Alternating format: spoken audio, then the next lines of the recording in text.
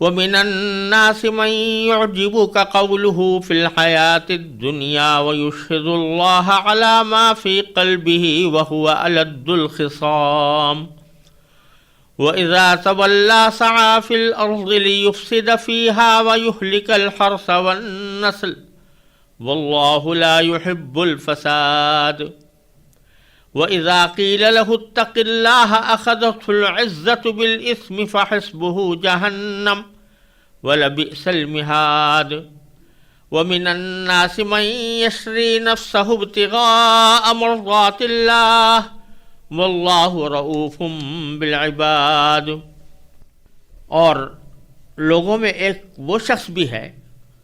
کہ دنیاوی زندگی کے بارے میں اس کی باتیں تمہیں بڑی اچھی لگتی ہیں، اور جو کچھ اس کے دل میں ہے اس پر وہ اللہ کو گواہ بھی بناتا ہے، حالانکہ وہ دشمنوں میں سب سے زیادہ کٹر ہے، اور جب اٹھ کر جاتا ہے تو زمین میں اس کی دوڑ دھوپ اس لیے ہوتی ہے کہ وہ اس میں فساد مچائے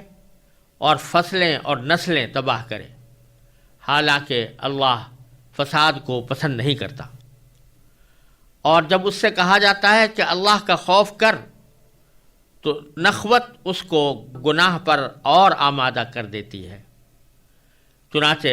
ایسے شخص کو تو جہنم ہی راس آئے گی، اور یقین کرو وہ بہت برا بچھونا ہے۔ اور دوسری طرف لوگوں میں وہ شخص بھی ہے جو اللہ کی خوشنودی کی خاطر اپنی جان کا سودا کر لیتا ہے، اور اللہ ایسے بندوں پر بڑا مہربان ہے۔ پچھلی آیات میں اللہ تبارک و تعالی نے ذکر کیا تھا کہ حج کے دوران جو لوگ دعائیں مانگتے ہیں ان میں کچھ لوگ تو وہ ہیں جو صرف دنیا ہی کی خاطر دعائیں مانگتے ہیں،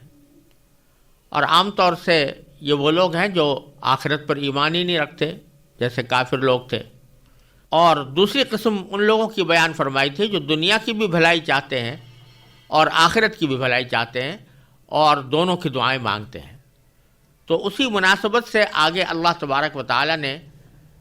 انسانوں کی بھی دو قسمیں بیان فرمائی ہیں۔ ایک قسم وہ ہے جو منافق ہے، کیونکہ اس کو آخرت کا کوئی دھیان نہیں، آخرت کی کوئی فکر نہیں، لہذا نہ صرف یہ کہ وہ کفر اختیار کیے ہوئے ہے بلکہ نفاق کا معاملہ کرتا ہے کہ دکھاوے میں وہ دکھانا چاہتا ہے کہ میں مسلمان ہوں یا بہت اچھا آدمی ہوں، لیکن حقیقت میں اندر اس کے کفر بھرا ہوا ہوتا ہے، اور وہ پھر بالآخر یہ بھی کرتا ہے کہ لوگوں کو تکلیفیں پہنچاتا ہے، دنیا کے اندر فساد پھیلاتا ہے۔ اسی قسم کا ایک واقعہ روایات میں آتا ہے کہ ایک شخص تھا جس کا نام اخنس ابن شریق تھا۔ وہ مدینہ منورہ آیا تھا اور اس نے حضرت صلی اللہ علیہ وسلم کے پاس آ کر بڑی چکنی چپڑی باتیں کی تھیں، اور اللہ کو گواہ بنا کر اپنے ایمان لانے کا اظہار کیا تھا۔ لیکن جب واپس گیا تو راستے میں مسلمانوں کی کھیتیاں جلا دی اور ان کے مویشیوں کو ذبح کر ڈالا۔ یہ آیات اسی پس منظر میں نازل ہوئی تھیں، البتہ اپنے الفاظ کے عموم کے لحاظ سے یہ ہر قسم کے منافقوں پر پوری اترتی ہیں۔ چنانچہ فرمایا من الناس، یعنی لوگوں میں سے ایک وہ بھی ہے من یقول من یعجبک قولہ فی الحیات الدنیا، کہ جس کی باتیں دنیاوی زندگی میں تمہیں بہت اچھی لگتی ہیں، یعنی باتیں اس کی بڑی اعلیٰ درجے کی ہیں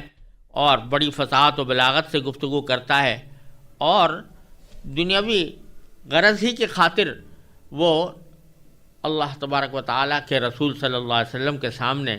اپنی فصاحت و بلاغت کا مظاہرہ کرتا ہے۔ وَيُشْهِدُ اللَّهَ عَلَى مَا فِي قَلْبِهِ، اور وہ اللہ کو بھی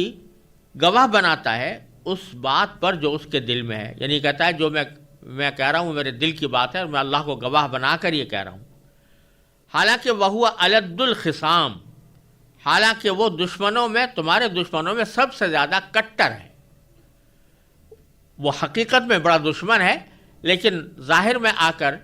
آپ کے سامنے چکنی چپڑی باتیں کر رہا ہے۔ وَإِذَا تَوَلَّى، اور جب اٹھ کر جاتا ہے تو سعى فی الارض لیفسد فیہا، تو زمین میں اس کی دوڑ دھوپ اس لیے ہوتی ہے کہ اس میں فساد مچائے، وَيُهْلِكَ الْحَرْثَ وَالنَّسْلَ، اور فصلیں اور نسلیں تباہ کرے۔ واللہ لا يحب الفساد، اور اللہ تبارک و تعالی فساد کو پسند نہیں کرتا۔ تو اس شخص کی اس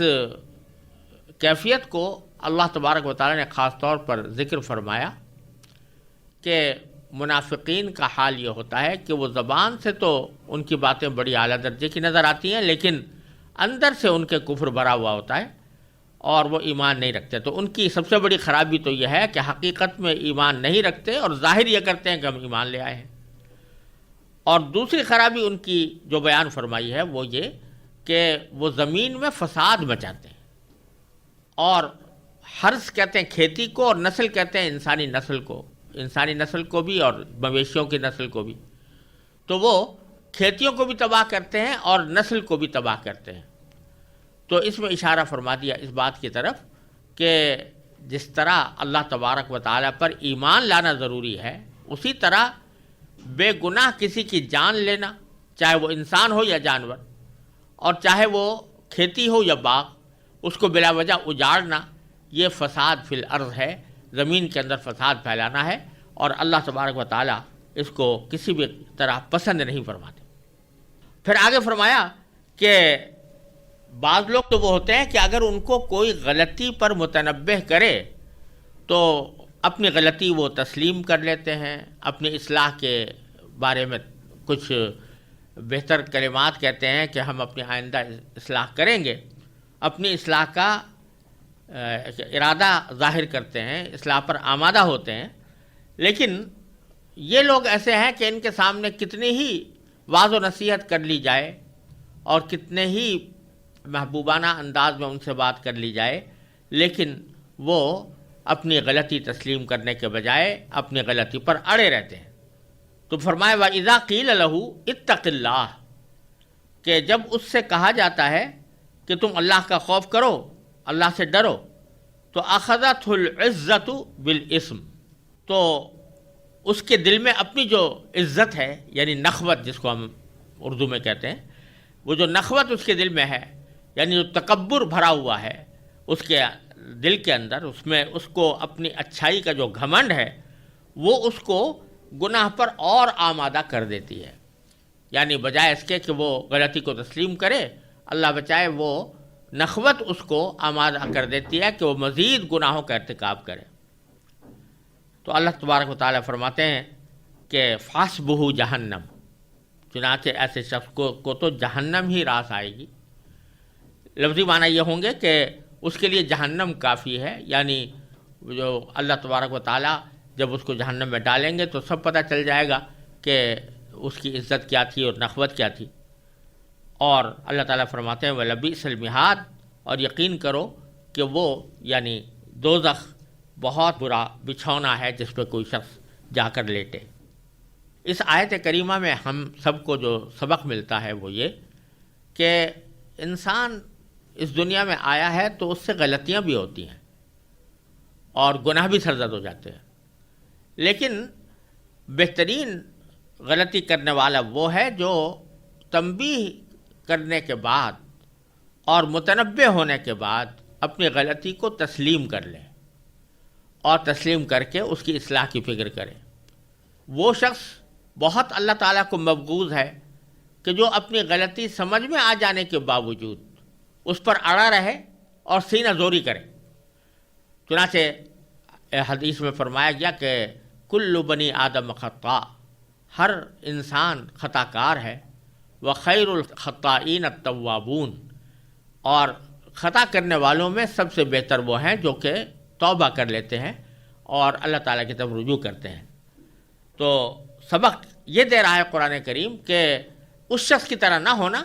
کہ جو فساد بھی مچاتا ہے اور جب اس کی غلطی پر متنبہ کیا جاتا ہے تو اس کو ماننے کے لیے تیار نہیں ہوتا، بلکہ نخوت میں مبتلا ہو کر مزید گناہ کا ارتکاب کرنے لگتا ہے۔ اللہ تعالیٰ اس انجام سے ہر مسلمان کو محفوظ رکھے۔ پھر اس کے مقابلے میں اللہ تبارک و تعالیٰ نے اگلی آیت میں مخلص مومنین کا حال ذکر کیا ہے، اور فرمائے وَمِنَ النَّاسِ مَن يَشْرِي نَفْسَهُ ابْتِغَاءَ مَرْضَاتِ اللَّهِ، اور لوگوں میں وہ شخص بھی ہے جو اللہ کی خوشنودی کی خاطر اپنی جان کا سودا کر لیتا ہے، اپنی جان بیچ دیتا ہے اللہ تبارک و تعالیٰ کے دین کے لیے، اور اپنی جان کا سودا کر کے اللہ تعالیٰ کی خوشنودی حاصل کرتا ہے۔ واللہ رؤوف بالعباد، اور اللہ ایسے بندوں پر بہت مہربان ہے۔ یہ قرآن کریم کا اسلوب ہے کہ وہ ایک عمومی انداز میں خطاب فرماتا ہے اور عمومی انداز میں لوگوں کا ذکر کرتا ہے، لیکن مفسرین نے بیان کیا ہے کہ یہ آیات متعدد صحابہ کرام کے بارے میں نازل ہوئی ہیں جنہوں نے اپنی جان کا سودا ایمان سے کیا، اور ان میں ایک نمایاں واقعہ حضرت صہیب رومی رضی اللہ تعالیٰ عنہ کا ہے کہ جب وہ مکہ مکرمہ سے ہجرت کر کے مدینہ منورہ کے لیے روانہ ہوئے تو راستے میں کفار قریش کی ایک بڑی جماعت نے ان کا راستہ روک لیا۔ یہ دیکھ کر حضرت صہیب رومی رضی اللہ تعالیٰ عنہ اپنی سواری سے اتر کر کھڑے ہو گئے اور ان کے ترکش میں جتنے تیر تھے سب نکال لیے، اور قریش کی اس جماعت سے خطاب کر کے فرمایا کہ اے قبیلہ قریش، تم سب جانتے ہو کہ میں تیر اندازی میں تم سب سے زیادہ ماہر ہوں، میرا تیر کبھی خطا نہیں جاتا، اور اب میں اللہ کی قسم کھاتا ہوں کہ تم میرے پاس اس وقت تک نہیں پہنچ سکو گے جب تک میرے ترکش میں ایک تیر بھی باقی ہے، اور جب تیر ختم ہو جائیں گے تو میں پھر تلوار سے کام لوں گا، جب تک مجھ میں دم رہے گا تم سے لڑتا رہوں گا، پھر جو تم چاہو کر لینا، لیکن اگر تم اپنے نفع کا سودا چاہتے ہو تو میں تمہیں اپنے مال کا پتہ دیتا ہوں جو میں مکہ مکرمہ میں چھوڑ کر آیا ہوں، وہ فلاں جگہ پر رکھا ہوا ہے، تم وہ مال لے لو اور میرا راستہ چھوڑ دو تاکہ میں رسول اللہ صلی اللہ علیہ وسلم کی خدمت میں مدینہ منورہ پہنچ سکوں۔ اس پر قریش کی جماعت راضی ہو گئی، اور حضرت صہیب رومی رضی اللہ تعالیٰ عنہ نے صحیح سالم سرکار دو عالم صلی اللہ علیہ وسلم کی خدمت میں پہنچ کر یہ سارا واقعہ سنایا، تو اس پر نبی کریم صلی اللہ علیہ وسلم نے 2 مرتبہ یہ جملہ فرمایا کہ ربح البیع ابا یحییٰ، ربح البیع ابا یحییٰ، کہ اے ابو یحییٰ تمہارا بیوپار بڑا نفع بخش رہا۔ یعنی انہوں نے جو اپنا مال ان کو دے کر اور ہجرت کا اپنا راستہ پورا کیا اور مدینہ منورہ پہنچے، تو اس کو آپ نے فرمایا کہ تمہاری بیع بہت نفع بخش ثابت ہوئی۔ تو حضرت نبی کریم سرور دو عالم صلی اللہ علیہ وسلم کے اس ارشاد کے بعد کہتے ہیں کہ یہ آیت کریمہ نازل ہوئی تھی، اور بعض حضرات مفسرین نے کچھ دوسرے صحابہ کرام کے بھی ایسے ہی واقعات بیان کیے ہیں۔ بہرحال قرآن کریم کا اسلوب یہ ہے کہ وہ ایک عمومی انداز اختیار کرتا ہے، اور اس سے مراد وہ لوگ ہیں کہ جو اللہ تبارک و تعالیٰ کے ہاتھوں اپنی جان بیچ چکے، یعنی انہوں نے جنت کے عوض اپنی جان کا سودا کر لیا کہ ہم اللہ تعالیٰ کی خوشنودی چاہتے ہیں، اللہ تعالیٰ کی رضا چاہتے ہیں، اور جنت اللہ تبارک و تعالیٰ کی رضا کا مظہر ہے، ہم اس کے طلبگار ہیں، اس کے لیے اگر ہمیں جان بھی دینی پڑے تو ہم جان دینے کے لیے بھی تیار ہیں، اور اگر مال خرچ کرنا پڑے تو مال خرچ کرنے کے لیے بھی تیار ہیں۔ ان کی تعریف کرتے ہوئے اللہ تعالیٰ نے یہ بات فرمائی ہے کہ وَمِنَ النَّاسِ مَن يَشْرِي نَفْسَهُ، اور دوسری طرف لوگوں میں وہ شخص بھی ہیں جو یشری نفسہ، اپنی جان کا سودا کر لیتا ہے، اپنی جان کو بیچ دیتا ہے، اور کس لیے بیچ دیتا ہے؟ ابتغاء مرضات اللہ، اللہ کی خوشنودی کی خاطر۔ تو ایسے لوگوں کے اوپر باری تعالیٰ فرماتے ہیں کہ اللہ بڑا مہربان ہے، واللہ رؤوف بالعباد۔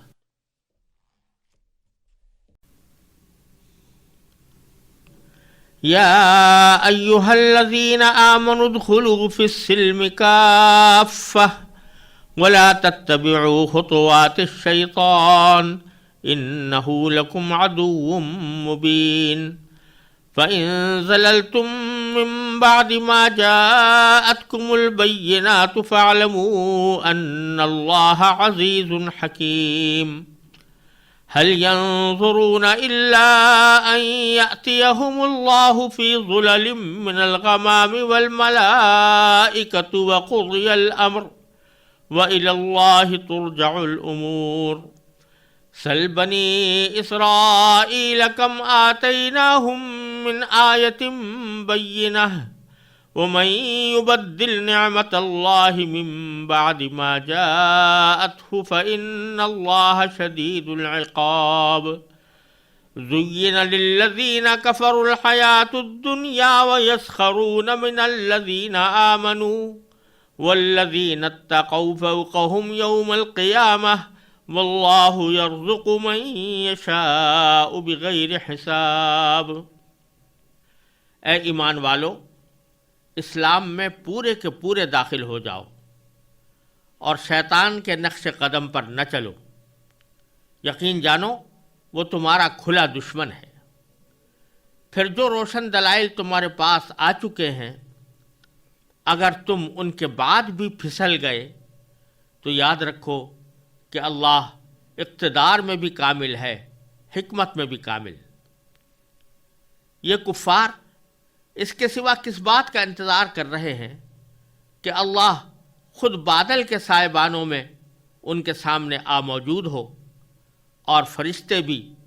اور سارا معاملہ ابھی چکا دیا جائے۔ حالانکہ آخر کار سارے معاملات اللہ ہی کی طرف تو لوٹ کر رہیں گے۔ بنی اسرائیل سے پوچھو، ہم نے ان کو کتنی ساری کھلی نشانیاں دی تھیں، اور جس شخص کے پاس اللہ کی نعمت آ چکی ہو پھر وہ اس کو بدل ڈالے تو اللہ کا عذاب بڑا سخت ہے۔ جن لوگوں نے کفر اپنا لیا ہے ان کے لیے دنیاوی زندگی بڑی دلکش بنا دی گئی ہے، اور وہ اہل ایمان کا مذاق اڑاتے ہیں۔ حالانکہ جنہوں نے تقوی اختیار کیا ہے وہ قیامت کے دن ان سے کہیں بلند ہوں گے، اور اللہ جس کو چاہتا ہے بے حساب رزق دیتا ہے۔ پیچھے منافقین کا ذکر آیا تھا، اور یہ بتایا گیا تھا کہ وہ لوگ دنیاوی زندگی کی ہوس میں اللہ تبارک و تعالیٰ کے دین کو دل سے قبول نہیں کر رہے۔ اب اللہ تبارک و تعالیٰ خود مخلص مسلمانوں سے خطاب فرماتے ہیں کہ جس طرح منافقین کا حال یہ ہے کہ وہ زبان سے تو ایمان کا اظہار کرتے ہیں لیکن عملاً اور حقیقتاً وہ مومن نہیں ہیں، جس طرح وہ ایک کفر کی علامت ہے، اسی طرح مسلمانوں کو بھی یہ چاہیے کہ وہ چاہے زبان سے بھی ایمان لائے ہوں اور دل سے بھی ایمان لائے ہوں، لیکن اس کے باوجود صرف زبان اور دل سے ایمان لانا ہی کافی نہیں ہے، بلکہ مسلمان کا ہونے کا تقاضا یہ ہے کہ وہ اسلام کے تمام احکام کو دل سے تسلیم کر کے اس پر عمل کرنے کی پوری کوشش کریں، اور اس معاملے میں اللہ تبارک و تعالیٰ کی پوری اطاعت فرمائیں۔ چنانچہ جو پہلی آیت کریمہ ہے وہ اس میں فرمایا کہ یا ایھا الذین آمنوا، اے ایمان والو، ادخلوا فی السلم، داخل ہو جاؤ اسلام میں، کافتاً، پورے کے پورے، ولا تتبعوا خطوات الشیطان، اور شیطان کے نقش قدم پر نہ چلو، انہ لکم عدو مبین، یقین جانو وہ تمہارا کھلا دشمن ہے۔ اس آیت کریمہ میں یہ بات بڑی معنی خیز ہے کہ اللہ تبارک و تعالیٰ نے یہاں خطاب ایمان والوں ہی سے کیا ہے، یعنی وہ لوگ جو ایمان لا چکے، یا ایھا الذین آمنوا کہہ کر مسلمانوں سے خطاب ہو رہا ہے۔ منافقین سے کہیں یا ایھا الذین آمنوا کہہ کر خطاب نہیں کیا جاتا، یہ مسلمانوں ہی سے خطاب ہے، جس کا معنی یہ کہ یہ بات اس آیت نے فرض کی ہے کہ جن لوگوں سے خطاب ہو رہا ہے وہ ایمان پہلے لا چکے ہیں۔ اب فرمایا جا رہا ہے ادخلوا فی السلم کافہ، کہ تم اسلام میں داخل ہو جاؤ پورے کے پورے۔ اس سے یہ بات معلوم ہوتی ہے کہ اسلام کا مفہوم ایمان سے زیادہ وسیع ہے۔ ایمان تو صرف اس کو کہتے ہیں کہ آدمی دل سے اللہ تبارک و تعالیٰ کی وحدانیت پر، نبی کریم صلی اللہ علیہ وسلم کی رسالت پر، یوم آخرت پر، نبی کریم صلی اللہ علیہ وسلم کی لائی ہوئی تعلیمات پر دل سے ایمان لے آئے کہ وہ سچ ہے، اور زبان سے اپنے اس ایمان لانے کا اظہار بھی کر دے۔ لیکن اسلام اس سے آگے ایک اور تقاضا کرتا ہے، اور وہ ہے مکمل اطاعت، مکمل فرما برداری۔ اسلام کے لفظی معنی عربی زبان میں اسلام کے لفظی معنی ہوتے ہیں جھک جانا، یا اپنے آپ کو کسی کے آگے جھکا دینا، اور اسی لیے یہ لفظ اطاعت اور تابعداری اور فرما برداری کے لیے بھی استعمال ہوتا ہے، اور قرآن کریم میں کئی جگہ یہ اسی معنی میں آیا ہے۔ پیچھے گزرا ہے کہ حضرت ابراہیم علیہ السلام سے اللہ تبارک و تعالیٰ نے فرمایا کہ اسلم، یعنی تم جھک جاؤ اللہ تعالیٰ کے حکم کے آگے۔ قال اسلمت لرب العالمین، تو انہوں نے جواب میں یہی کہا کہ میں رب العالمین کے حکم کے آگے جھک گیا۔ اور پھر اللہ تبارک و تعالیٰ نے اس جھک جانے کی جو اعلیٰ ترین مثال اور اعلیٰ ترین تشریح فرمائی ہے وہ سورہ صافات میں فرمائی ہے۔ اس جگہ جہاں یہ واقعہ بیان ہوا ہے کہ حضرت ابراہیم علیہ السلام کو یہ حکم ہوا تھا کہ وہ اپنے بیٹے کو ذبح کر دیں، چنانچہ حضرت ابراہیم علیہ السلام نے بے چون و چرا اس حکم پر عمل کیا، اور اس کے بعد ان کے اپنے بیٹے نے بھی یہ کہا کہ آپ کچھ فکر نہ کیجئے، میں صبر کروں گا، آپ کو جو اللہ تعالیٰ نے حکم دیا اس پر عمل کر لیجئے۔ اس وقت جب باپ نے بیٹے کو لٹا دیا اور ذبح کرنے کے لیے چھری اس کے گلے پر پھیرنے شروع کر دی، تو اس کا واقعہ اللہ تعالیٰ نے سورہ صافات میں ان الفاظ میں ذکر فرمایا کہ فلما اسلما وتلہ للجبین، جب باپ بیٹے دونوں نے سر جھکا دیا اور باپ نے بیٹے کو پیشانی کے بل لٹا دیا۔ تو یہاں جو اسلمہ کا لفظ آ رہا ہے وہ یہ بتا رہا ہے کہ اسلام در حقیقت اس کو کہتے ہیں کہ اللہ تبارک و تعالیٰ کے حکم کے آگے انسان ہر حال میں سر جھکا دے، چاہے وہ حکم اس کی سمجھ میں نہ آ رہا ہو، اس کی وجہ سمجھ میں نہ آ رہی ہو، اس کا فائدہ سمجھ میں نہ آ رہا ہو، تب بھی اس کا فرض ہے کہ وہ اللہ کے حکم کو کے آگے سر جھکائے اور پھر اس میں چون و چرا نہ کرے۔ یہی معنی ہے اسلام کے۔ لہذا یہ جو طرز عمل بعض اوقات بعض لوگ دکھاتے ہیں کہ جب اللہ کے کسی حکم کا ان کے سامنے ذکر کیا جاتا ہے اور یہ بتایا جاتا ہے کہ اللہ تعالیٰ نے یہ حکم دیا ہے یا فلاں چیز سے روکا ہے، فلاں چیز کو حرام قرار دیا ہے، تو وہ اس کے جواب میں یہ سوال کرتے ہیں کہ کیوں حرام قرار دیا ہے، اس کی حکمت کیا ہے، اس کی مصلحت کیا ہے، اس کا فائدہ کیا ہے۔ یہ طریقہ گویا دوسرے الفاظ میں وہ یہ کہہ رہے ہوتے ہیں کہ اگر ہماری سمجھ میں اس کا مطلب آ گیا یا اس کا فائدہ آ گیا، اس کی مصلحت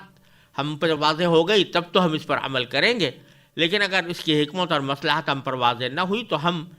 عمل نہیں کریں گے۔ تو اس کے معنی یہ ہوئے کہ وہ اپنے آپ کو عقل کل سمجھ کر اللہ تعالیٰ کے حکم کی حکمتیں اور مصلحتیں اس لیے تلاش کر رہے ہیں تاکہ اس وقت عمل کریں جب وہ حکمت سمجھ میں آ جائے۔ یہ طریقہ اسلام کا نہیں ہے، اور نہ اس کو سر جھکانا کہتے۔ سر جھکانا وہ ہے جو ابراہیم خلیل اللہ علیہ السلام نے کیا کہ بیٹے کو قتل کرنے کا حکم آیا، پلٹ کر انہوں نے یہ نہیں پوچھا کہ میرے بیٹے نے کیا جرم کیا ہے، میں کیوں اس کو قتل کروں، حالانکہ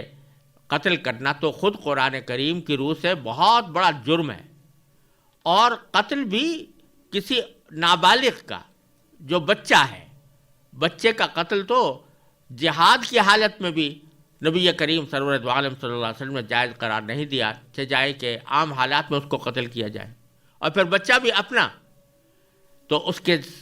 طبی طور پر سوال انسان کے دل میں پیدا ہو سکتا تھا کہ یا اللہ، آپ میرے بیٹے کو جس کو میں نے بڑی امنگوں سے بڑی مرادوں سے آپ سے مانگا تھا، آپ اس کو قتل کرنے کا حکم دے رہے ہیں، کیا وجہ ہے، اس نے کیا جرم کیا ہے؟ لیکن ابراہیم علیہ السلام نے پلٹ کر نہیں پوچھا۔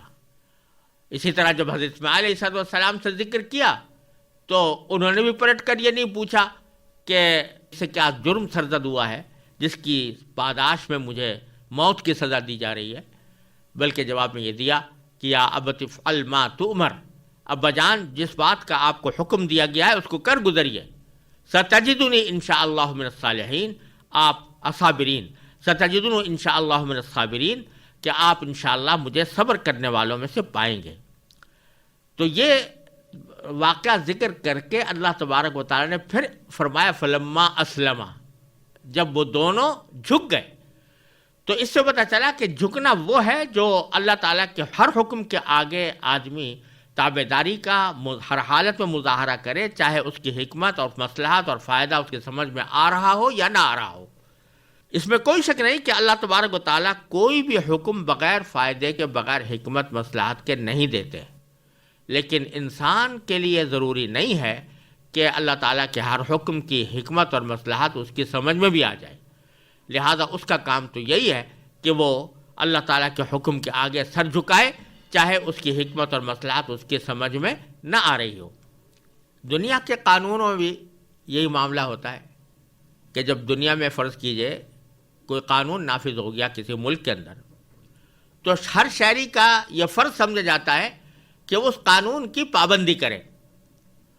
اگر کوئی پلٹ کر یہ کہے کہ میں تو اس وقت قانون کی پابندی کروں گا جب مجھے اس کی حکمت اور مصلحت بتائی جائے،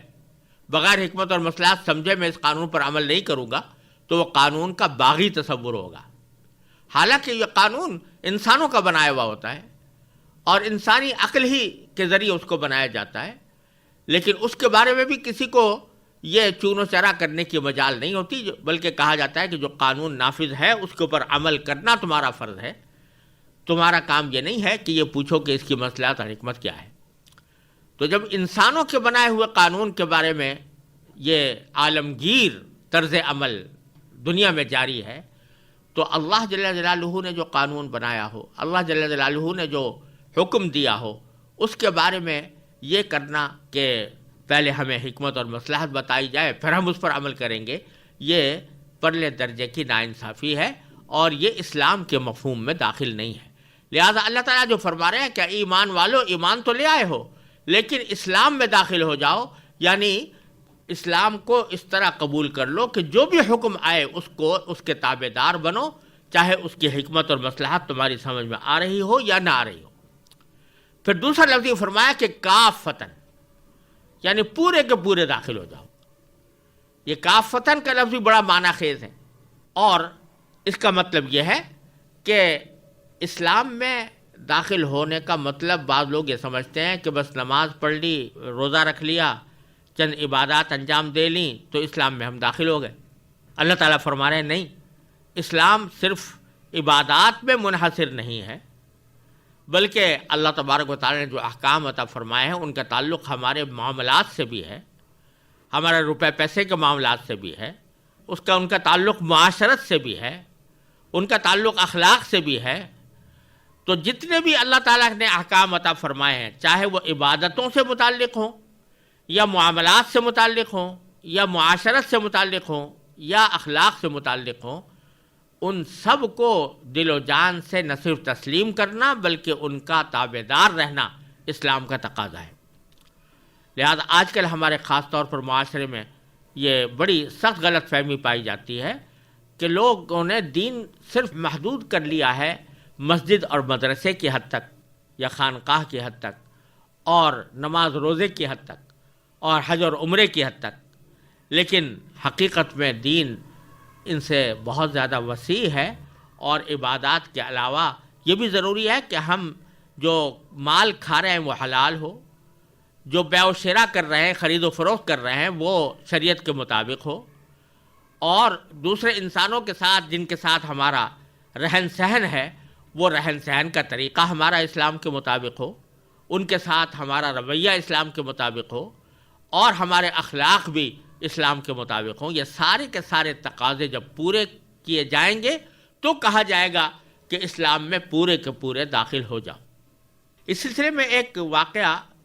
مفسرین نے اس آیت کی تفسیر میں اور اس کے شان نزول کے طور پر بھی ذکر کیا ہے کہ حضرت عبداللہ ابن السلام رضی اللہ تعالیٰ عنہ ایک بڑے جلیل القدر صحابی ہیں. یہ اسلام لانے سے پہلے یہودی تھے، بلکہ یہودیوں کے بڑے عالم سمجھے جاتے تھے. اللہ تبارک و تعالیٰ نے ان پر اسلام کی حقانیت واضح کی. نبی کریم صلی اللہ علیہ وسلم کے معجزات آپ کے سامنے آئے تو یہ اللہ تبارک و تعالیٰ کے فضل و کرم سے مسلمان ہو گئے. مسلمان ہونے کے بعد ان کے دل میں یہ خیال آیا کہ بعض یہودیت کے بعض احکام ایسے ہیں کہ میں اسلام لانے کے بعد بھی ان کو اگر جاری رکھوں تو بظاہر کوئی حرج کی بات معلوم نہیں ہوتی. مثلا ان کے ذہن میں یہ خیال آیا کہ یہودیت کے مذہب میں ہفتے کے دن کی تعظیم کی جاتی ہے اور اسلام میں جمعہ کے دن کی تعظیم کی جاتی ہے، لیکن جہاں اسلام نے جمعہ کے دن کی تعظیم کا حکم دیا ہے وہاں ہفتے کے دن کی کوئی بے حرمتی کرنے کو تو نہیں کہا. لہذا اگر میں جمعہ کے دن کی بھی تعظیم کروں اور ہفتے کے دن کی بھی تعظیم کروں تو اس سے کسی بظاہر اسلامی حکم کی خلاف ورزی لازم نہیں آئے گی. اسی طرح اسلام میں اونٹ کا گوشت کھانا حلال کیا گیا. یہودیوں کے مذہب میں اونٹ کا گوشت کھانا حلال نہیں تھا، وہ اس سے پرہیز کرتے تھے. تو انہوں نے سوچا کہ اسلام کے اندر اگرچہ اونٹ کا گوشت کھانا حلال ہے، لیکن اگر میں اونٹ کا گوشت کھانا چھوڑ دوں یا نہ کھاؤں تو کوئی گناہ کی بات تو نہیں ہے، کیونکہ حلال تو بے شک ہے لیکن اونٹ کا گوشت کھانا کوئی فرض تو نہیں ہے. لہذا اگر میں اسلام لانے کے بعد بھی اونٹ کے گوشت کو چھوڑے رکھوں تو بظاہر اس میں کسی اسلام کے حکم کی خلاف ورزی لازم نہیں آتی. یہ واقعہ حضرت عبداللہ ابن السلام رضی اللہ تعالیٰ عنہ کی طرف منسوب ہے کہ ان کے دل میں یہ خیال آیا. تو بعض روایات سے آتا ہے کہ اللہ تبارک و تعالیٰ نے اس خیال کی اصلاح اس آیت کے ذریعے فرمائی، اور حاصل اس کا یہ ہے کہ اسلام پورا کا پورا فرض ہے، یعنی پورے کے پورے اسلام میں داخل ہو. اسی کا ایک حصہ یہ بھی ہے کہ جو بات اسلام میں قابل رعایت نہیں اس کی رعایت دین کی ہونے کی حیثیت سے نہ کی جائے. یعنی یہ صحیح ہے کہ ہفتے کے دن کی کوئی بے حرمتی کرنے کا حکم نہیں دیا اسلام نے، لیکن اگر کوئی شخص اس کی تعظیم اس نیت سے کرے کہ یہ بھی ایک میرے دین کا حصہ ہے تو وہ بدعت بن جاتی ہے اور وہ اسلام کا تقاضا نہیں ہے. اسی طرح گوشت کھانا بے شک کوئی واجب نہیں، فرض نہیں، لیکن کوئی شخص اس بنا پر ترک کرے اس کو کہ اس کا ترک کرنا مستحسن ہے، دینی اعتبار سے مستحسن ہے، تو یہ بھی دین کی خلاف ورزی ہوگی. اس سے آپ یہ اندازہ لگا سکتے ہیں کہ اسلام میں پورے کے پورے داخل ہونے کے مفہوم میں کتنی وسعت ہے. اور اس کے اندر یہ بات بھی داخل ہے کہ جس چیز کو اللہ تبارک و تعالیٰ نے یا اللہ کے رسول صلی اللہ علیہ وسلم نے اپنی سنت کے ذریعے قابل تعظیم قرار نہیں دیا یا جس کے بارے میں کوئی خصوصی حکم نازل نہیں فرمایا، اس کے بارے میں آپ اپنی طرف سے دین کا ایک حصہ سمجھ کر اس کو قابل تعظیم قرار دینے لگے یا دین کا ایک حصہ سمجھ کر کسی چیز سے پرہیز کرنے لگے تو یہ بھی اسلام میں پورے کے پورے داخل ہونے کے منافی ہے. اور جہاں بھی انسان اسلام کے کسی حکم سے انحراف کرے گا یا اس کو نہیں مانے گا یا اس پر عمل نہیں کرے گا، پوری تابع داری نہ کرے گا، تو در حقیقت وہ پھر اسلام کی نہیں، اللہ اور اس کے رسول کی نہیں، بلکہ شیطان کی پیروی کر رہا ہوگا.